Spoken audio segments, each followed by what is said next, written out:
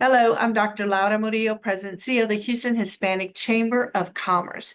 Now more than ever, we know the important role that your bank plays in your upward mobility, in your business, etc. And these are very important times for some crucial conversations for you to have. Our former chairman, who's been very involved with this for almost 20 years now, is with us, and his name is Scott Silvas. He's joining us. He represents Fifth Third Commercial Bank, Texas Market President. Scott, thanks for joining us.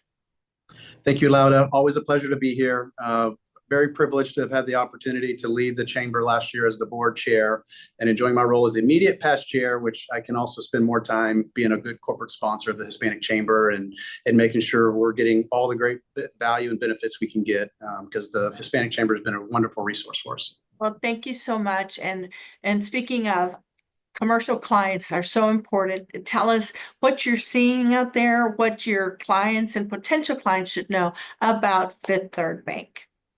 Absolutely. Well, I think a lot of the major headlines are somewhat well known, so I won't necessarily reiterate all that. But broadly speaking, some of the bigger projects, bigger expansions, bigger initiatives that business owners really want to embark on are just on pause. Quite frankly, it's great that they're maybe not fully canceled and just completely mothballed. But given the current environment and the level of uncertainty and volatility we've seen in the first 4 months this year, everyone just doesn't have the confidence to make big endeavors right now. So that means that we're still staying close with a lot of our clients and making sure they have our view of the market and what we're anticipating and where we think there could be some challenges. On the bright side, though, Lauda, there's still quite a bit of activity where some people still have some confidence to maybe take on some smaller things. If someone's working capital line of credit is a certain size and they see more potential in new business development and new contracts, they might need to expand that working capital line of credit. We've absolutely supported our clients. We've won new clients because we're still willing to understand what industry and sector they operate in, where they might still have some constraints from a banking and financial services standpoint, and still have tons of confidence. This is still Texas. We're still growing above the national average, tons of in-migration, tons of pent-up demand that is still available to be harvested this year.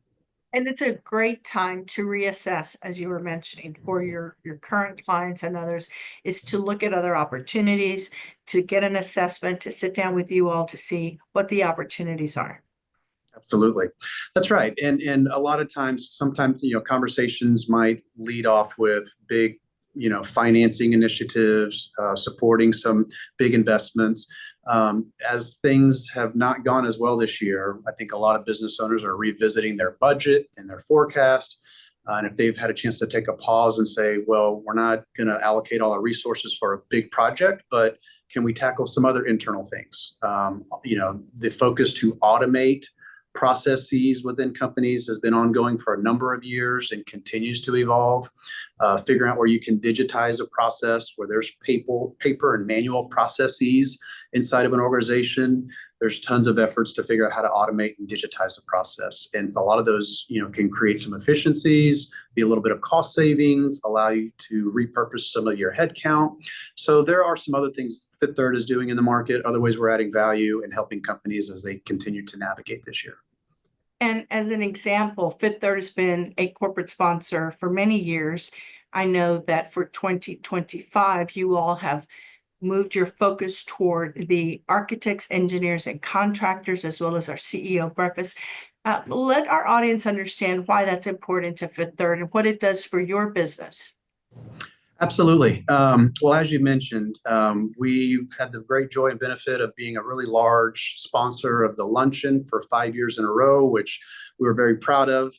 As we continue to grow and expand in the market, our Houston office now has over 25 people across a number of 5 to 7 to 10 different lines of business.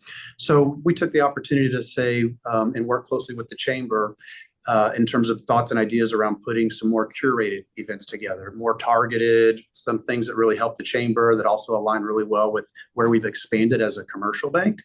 And so that's, as you mentioned, it might be the CEO breakfast. It might be something that's a little more industry specific. with some initiatives the chamber has. So it was a great opportunity to allow the chamber to continue bringing on some more corporate sponsors. And I know that's a coveted position to be the lead sponsor of the luncheon. And so, we felt it's time to be a little unselfish, relinquish that, but focus on some other things we could do to or win-win for us and for the chamber. Well, thank you for that and for your ongoing involvement, whether it was a member, a volunteer, on to becoming our chairman and now as a chairman emeritus. Our thanks to the entire Fifth Third team for their investment and their time. Scott, anything else you'd like to leave our audience with? Thank you again. Look forward to the next Hispanic Chamber event. And it's still always great to be operating in our wonderful city of Houston. Thank you so much, Scott. We appreciate you.